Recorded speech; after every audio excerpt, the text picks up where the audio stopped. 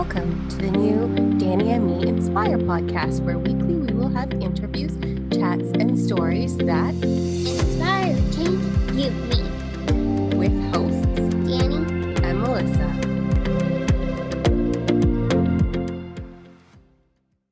Today on our show, we have my good friend, Jen Vey. She is very inspiring, living with chronic illness. She has 9 brain tumors, a young family, and you'll hear more from her. Welcome to the show, Jen. Hi there. Thank you for having me. So before we get into things, do you think you're an inspiration to others? No, I don't. I've had people tell me that, but I don't feel it at all. So why don't you feel like you're an inspiration with everything that you deal with? I think that a lot of people have things that they deal with in their lives, and it's just that you don't know about it a lot of times. Some people are open about it, but, I think everybody has a story. So before we get into your whole story, before you were actually sick, can you tell us how things were?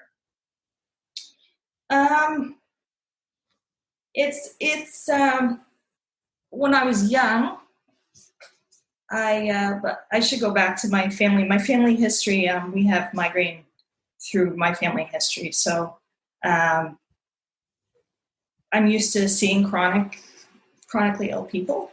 When I was young, I had already had benign tremor that didn't affect me. I was an athlete. I was an elite athlete. I was recruited for athletics at university.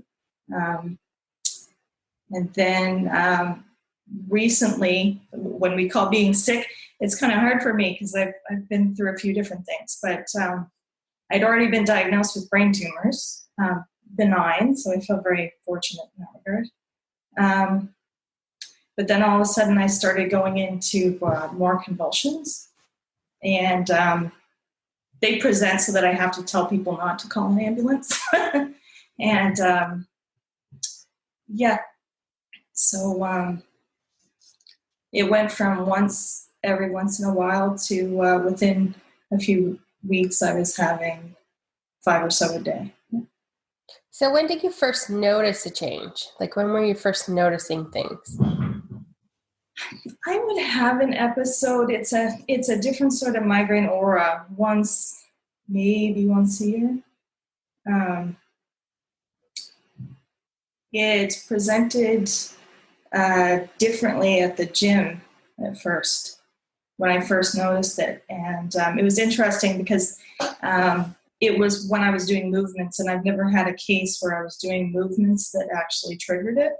So then I found out all of a sudden it seemed like up, downs, and burpees would cause it. I now can't go in a you would know the term, that a negative position. Mm-hmm. So at the dentist, when I try to get up from the dentist chair, I'll go into convulsions or into tremor. I remember when we first started discussing it, you used to say, it's only when I do burpees you can do them. So maybe you got to try and avoid those things. And I remember we took a girls' weekend to try and relax and see if that would help reduce them, but it actually increased them. That was a wild trip. That was very scary. And that was during the scary period of it. It's, if you picture almost somebody being in a loose seizure, but being awake for the whole thing, not being able to talk sometimes, not being able to communicate with people, having the side of your body go numb. It's very terrifying, and I don't think I can ever get used to it on a regular basis. No, and I remember it looks a lot like a stroke. So having my nursing background, I almost freaked out every time because I'm like, is this a stroke? Is it an episode? We don't know what's going on. But I do know that you tried to stay strong the whole trip. You didn't want to let any part of that going down. I remember being at the Christmas store and you felt like you were going to have an episode, but you're like, nope, let's keep going. And then it was, nope, we got to stop. Yeah, there's a part of you that just keeps wanting to do the things you used to do. Yeah. And you think it's that was the part where you think it's temporary. You think you're going to find an answer. And that was one of my worst episodes, actually. And you get to a point where you realize that this may be your new normal, and you go through a grief period. It's almost like a grief period for your old self. You know, I went from being a CrossFitter at a gym to not being able to get through a day. Yeah. I remember being at the airport just praying that you wouldn't have an episode so we could actually get on the plane to go home. And yeah. Like, nope, she's fine. Leave us alone. Get on the plane. Nothing's wrong here. So how have you found life has changed? Life has changed a lot. It's hard to kind of quantify because every day is different. For somebody who's chronically ill, I know I've reached out to a lot of other people that I know of who are chronically ill. And you have to accept one thing. I think is goals. A lot of people set goals for themselves. I set intentions now, and I think intentions are more. At the end of the day, I can feel like, yeah, I got something done, and you're not so hard on yourself that you didn't reach a goal that maybe you had. So I think your mindset really has to change in order to get through, because it's not a sprint, it's a marathon.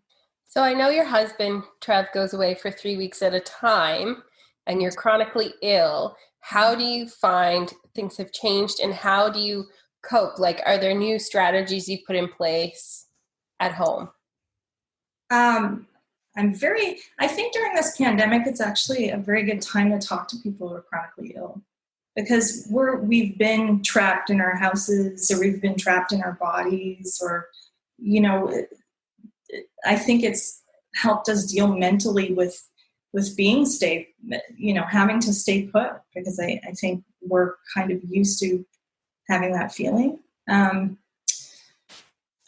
Trev gone is very difficult in some ways. I'm thankful that the boys are older. Say that. And I will say to people, let your kids do things. They can take on a lot more than you think, and it's good for them. Like, I remember the first time, it was back when I had a horrible migraine, and I only get a pain migraine maybe once or twice a year. I'm very, very fortunate. And the pain's so bad you can't even move. And, you know, you do these thought exercises with yourself that, like, you're slitting your wrists and just letting the pain go out. Like, it's extremely painful if you talk to anybody who's gone through a really horrible migraine. Yeah. Or chronic migraines. I don't know how they do it on a regular chronic basis. But he had to take care of his brother and make toast. And because I couldn't get out of bed, he was so proud of himself. He came in with the biggest smile on his face that he made his brother toast and took care of his brother. And I just think that those experiences for kids are actually really good for them. Like, you need to give yourself a break. Like, everybody, chronically ill, not chronically ill, your kids will be okay, and they'll gain some independence, and they'll be very prideful in themselves doing things like that. I completely agree, but it's true. You got to give your kids a little more credit. They can do a lot more. I find a lot of times parents tend to kind of baby their children and think that they can't do things, so that when they're teenagers, they're expecting them to do those things, but they've never taught them how to do those things. So it's more of a struggle. Yeah. And you know, looking back, I never know how I do it when he's home. I'm like, how did I do that for 3 weeks? Yeah.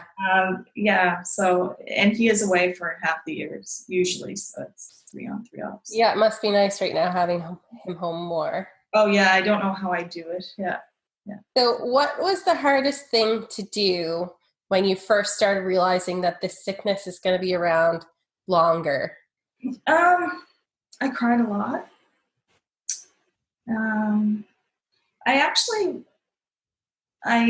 I was brought up Christian, but I studied Buddhism in South Carolina. And my Buddhist name that Bhante Rahula gave me was Sumana, which means kind-hearted lady. And a lot of people don't realize that Buddhism isn't like a god, like it's a teacher. So there are people of all different religions. There are priests that follow some of the Buddhist teachings and things. There's a story about Kisa Gautami that I go back to a lot. And it's a woman who lost her child, and she ends up going to the Buddha, and he tells her she needs to get 4 or 5 mustard seeds from the community she's in and bring them back, and then he could help bring her child back to life.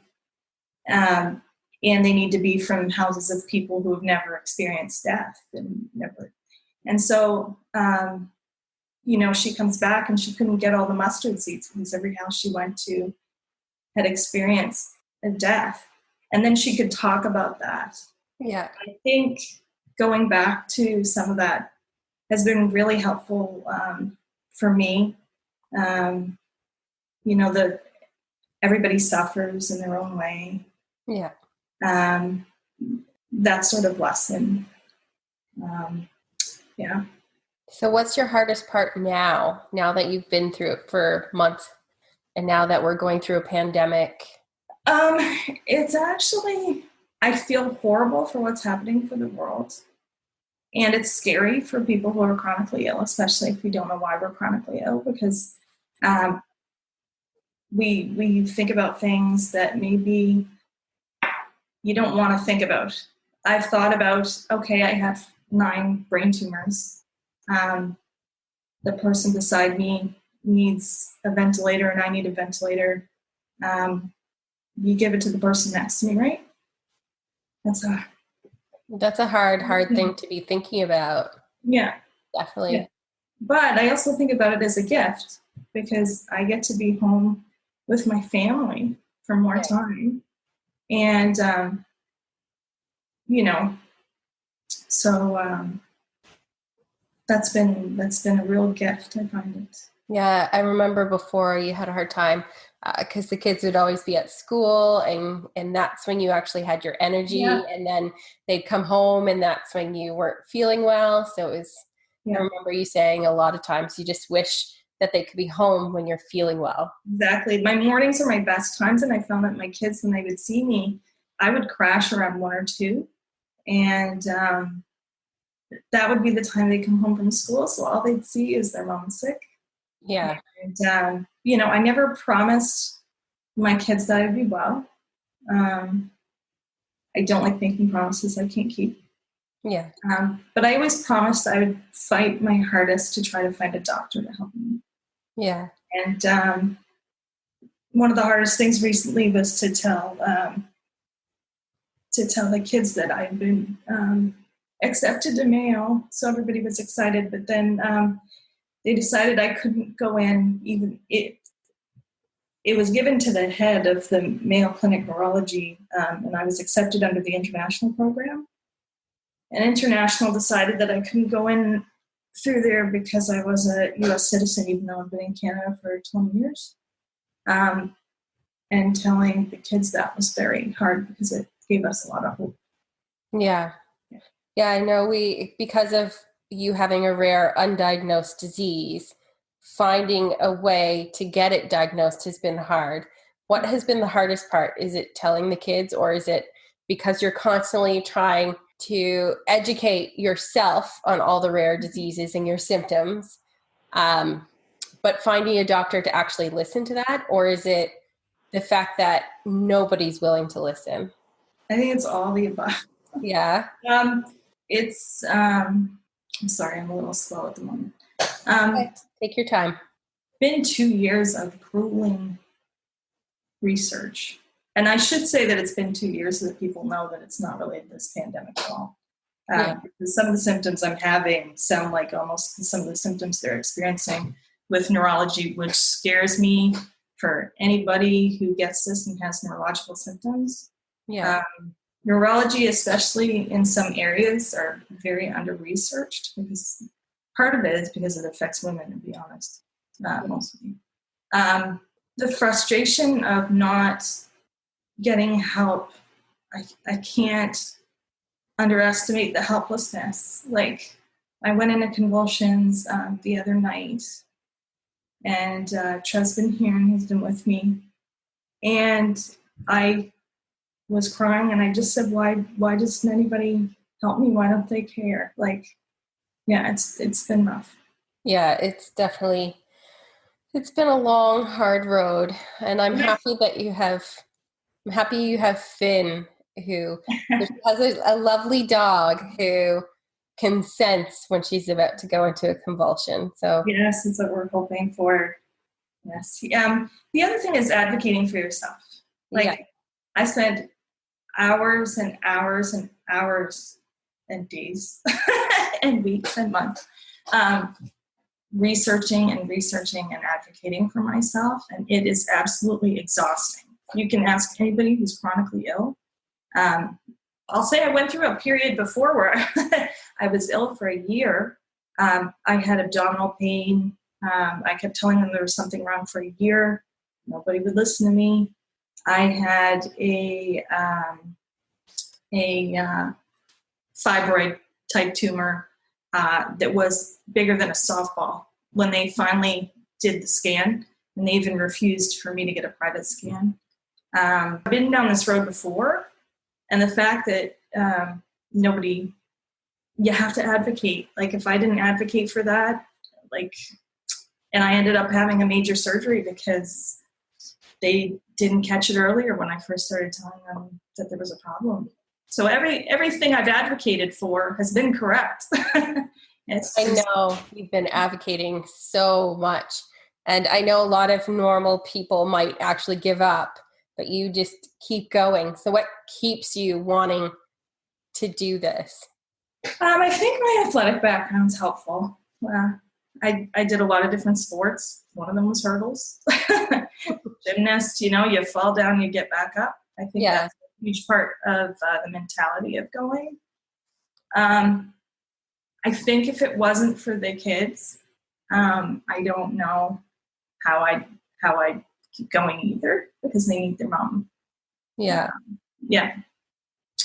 Trev's been, a huge help and support for me, and it's hard for him going away. It's really hard for him going away.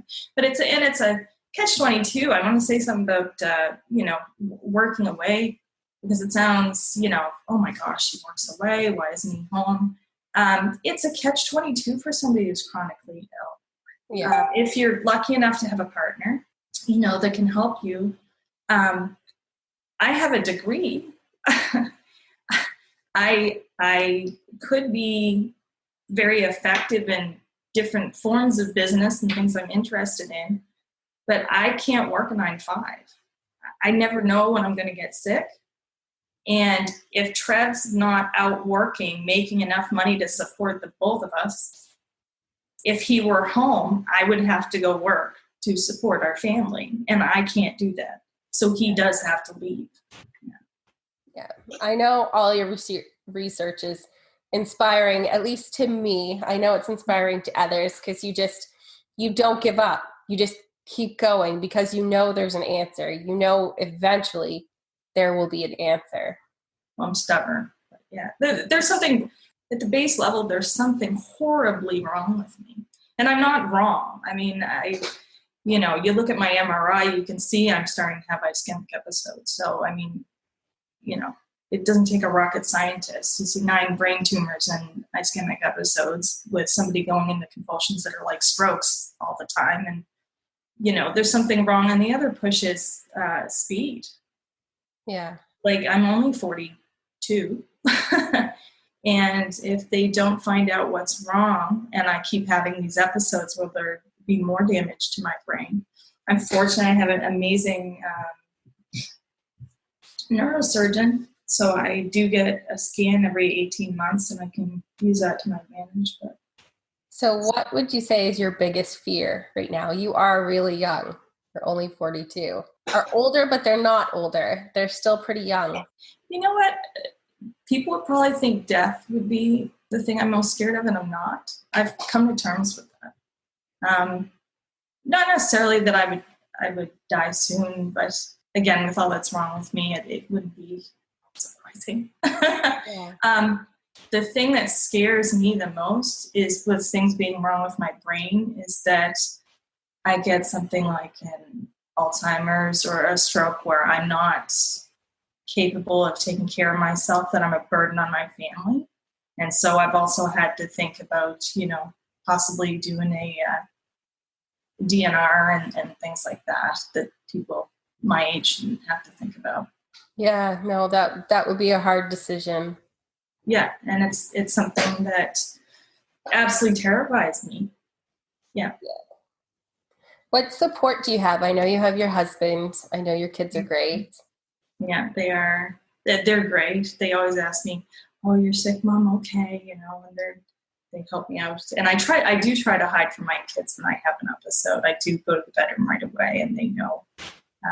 So then they don't see me, because it's a little scary for anybody. You can attest. Is it scary to see? Yeah, it is. I remember we were in a training for Happy Place, and we had to sit at the back of class, and everybody's freaking out because it was scary to see. And then us being so nonchalant and saying, "No, she's good. Just go have a seat." Yeah. I would say there are so many other people in our community that are ill that I reach out to all the time, just like that story I told. Yeah. And reaching out to other people that are going through more than me. And other people, I'm fortunate just to be here. There are people during this pandemic who are dying. And, and I don't think people should compare themselves to other people and think, wow, I think if you have the feeling that it's yours, and you shouldn't compare yourself to somebody else that's going through technically more. I mean, what is that really? If you feel bad, you feel bad. Exactly. Yeah. But so what challenges would you say you have day to day? I don't know what the day is going to bring. Yesterday I was in I'm going through another form of pain now. And I was in pain all day yesterday, and yesterday was a washout. So not being able to plan at all my days is something that's hard. And I think anybody with other conditions like chronic migraine or fibromyalgia, maybe, they have the same issue in not being able to plan your day. Like, yeah. Being able to get up in the morning and say, I'm going to go for a run in the morning and do this and do that. And you wake up and you kind of assess how you feel and you see what kind of day it's going to be. And you don't know. Yeah. Yeah. Because I know you're still working casually. So it's not that you have a 9-to-5 job. You have like a contract job. Yeah. So you're still working. Do you feel extra pressure, like you need to get stuff done when you're feeling good? Or do you feel like I'm just going to go at my own pace and they're just going to have to understand? I work my hardest when I'm feeling well. And I've learned over time to take on projects that I can do in a timely fashion. I feel bad about some of the ones I took on that when I was feeling good, that I really thought I could take on the world. And now I've realized that until we find out what's wrong, I can't assume that I'm going to be feeling well.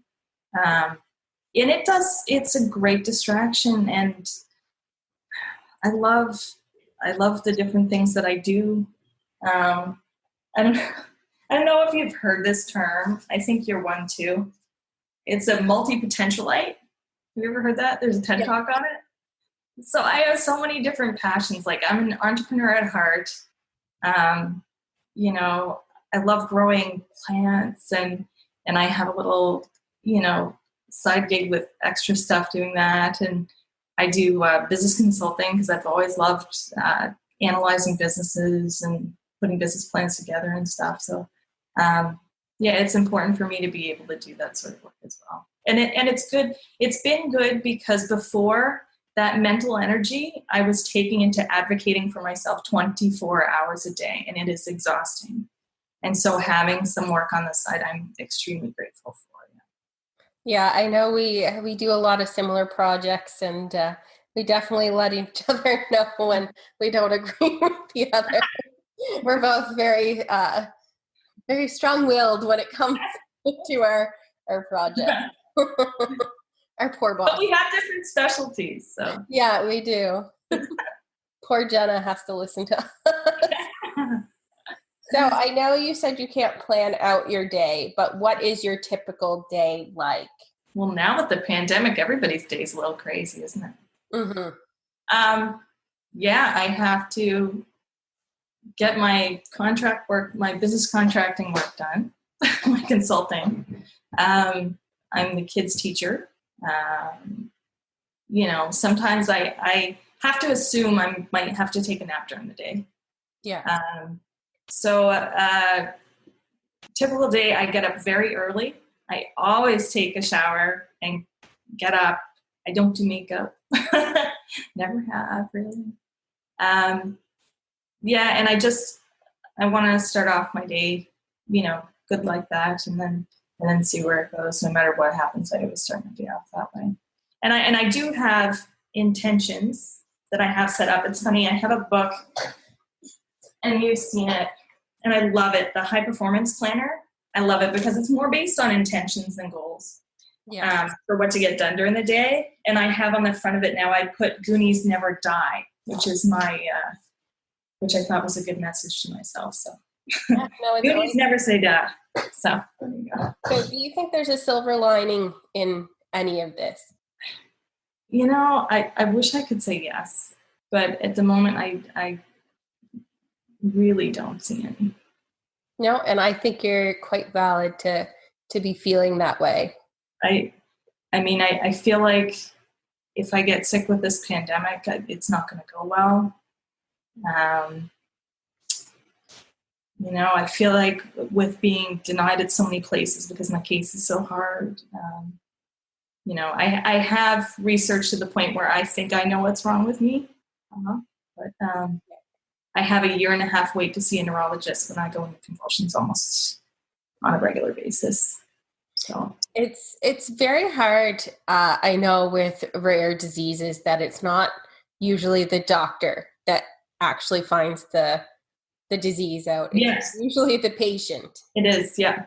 Because it is such a rare thing, and the person knows their body better. They know what changes, and they're going to spend the hours and hours and hours that it takes to put all the puzzle pieces together, because you're a hard puzzle to put together.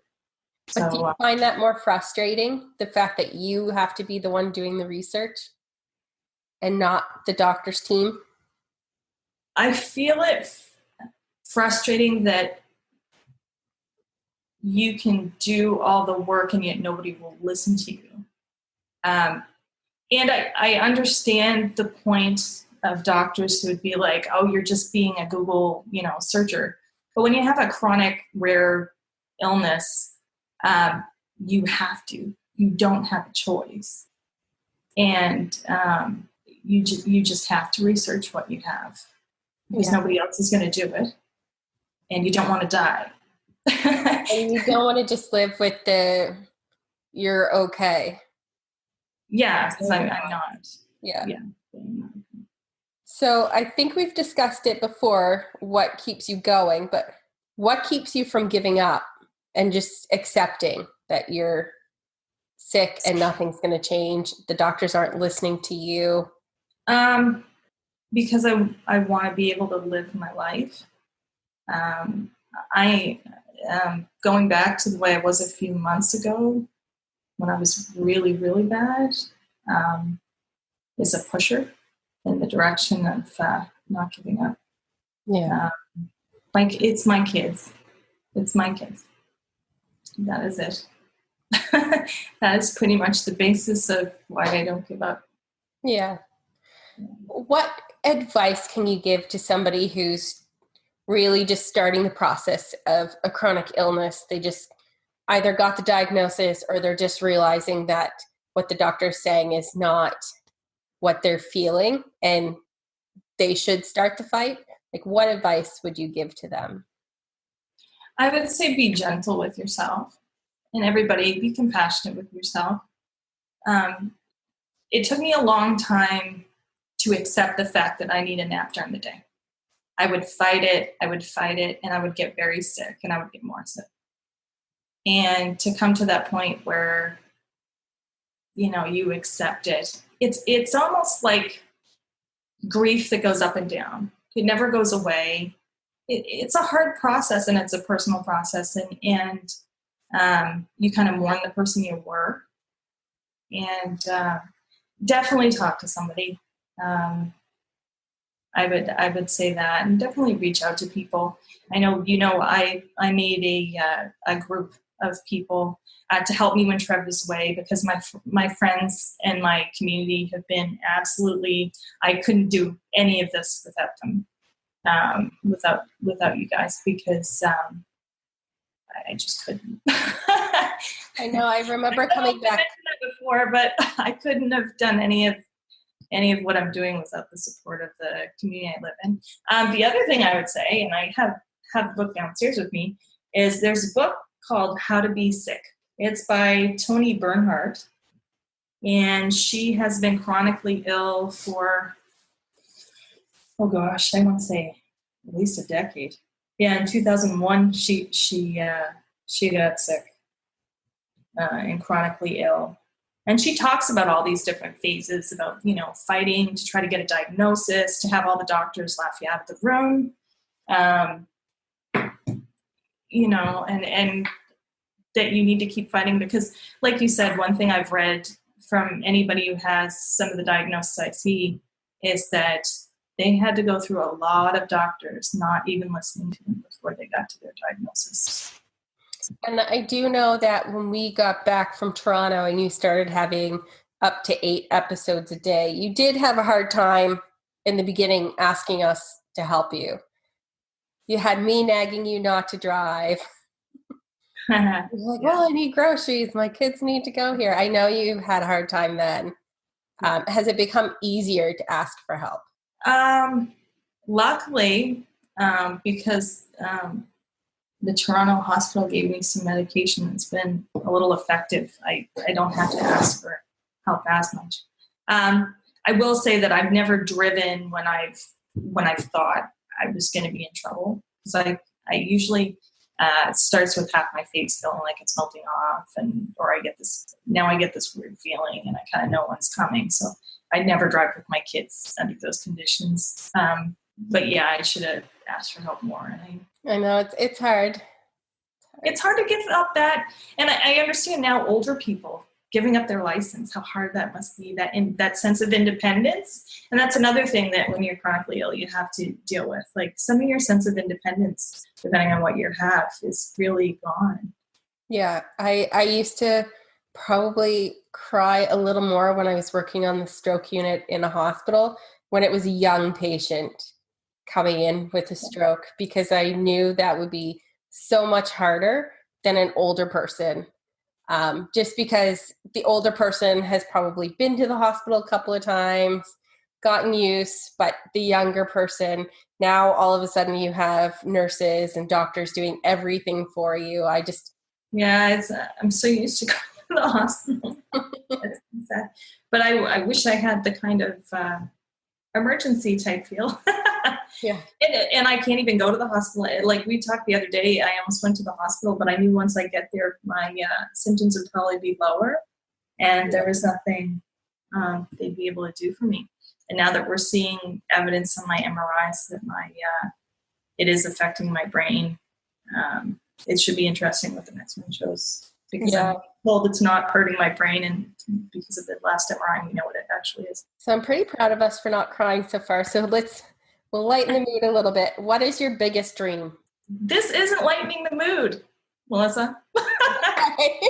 Because I don't really have any dreams anymore, because I can't see a future for myself. Yeah. It's not very inspirational, No, it is. It's honest. I would rather you be honest than saying, I just want to be here to see my sons graduate. I would rather you say, I don't think I can dream right now.